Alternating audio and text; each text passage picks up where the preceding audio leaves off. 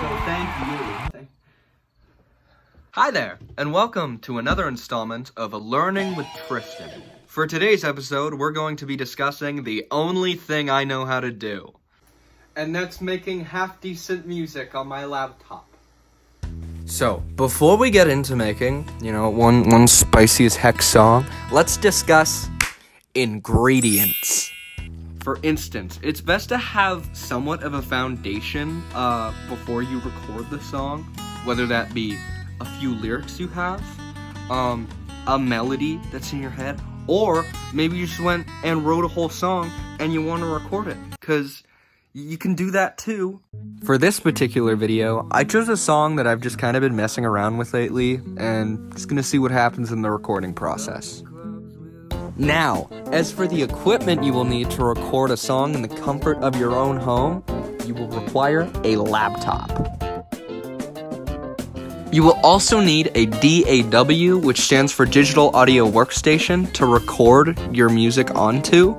I'm working with Logic Pro X, but there's a lot of different ones out there that are really good if you do your research.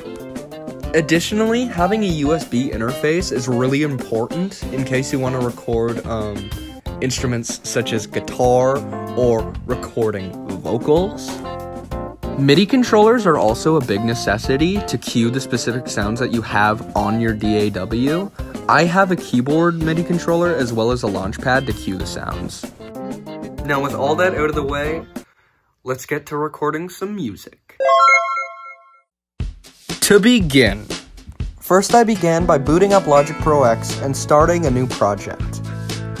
Once loaded up, I was prompted to choose what I would like to begin recording my song with. I chose the option Software Instrument, as those are all the sounds that are stored on the DAW, rather than recording with my USB interface. I also began by setting the BPM to 90 beats per minute, as that was the tempo I wanted to record my song in.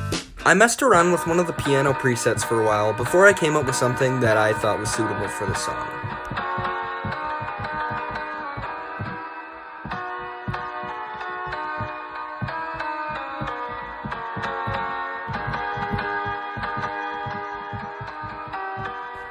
Okay, enough of that.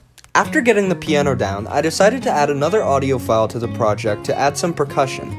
I ran my microphone through my USB interface and started recording some sick tambourine. I also started layering some synth sounds that I liked on top of the track just to add a little bit of ambiance. Now, if you will, prepare yourself to be amazed for the next thing that I added. Drum roll, please. I added drums. Get it? It's a drum pun. Then to add a bit of drive and angst to the track, I decided it would be beneficial if I were to run down a bass line. I plugged an instrument cable from my bass and put it directly through to my USB interface. Logic also has some really good amp settings to get the tone that I wanted. Once I finished getting my basic instrumental tracks down, I recorded some vocals. This was one of the more difficult times I had recording this song. I recorded some guitar and layered various rises and crashes throughout the song for the finishing touches. But of course, I could not leave out the killer synth solo.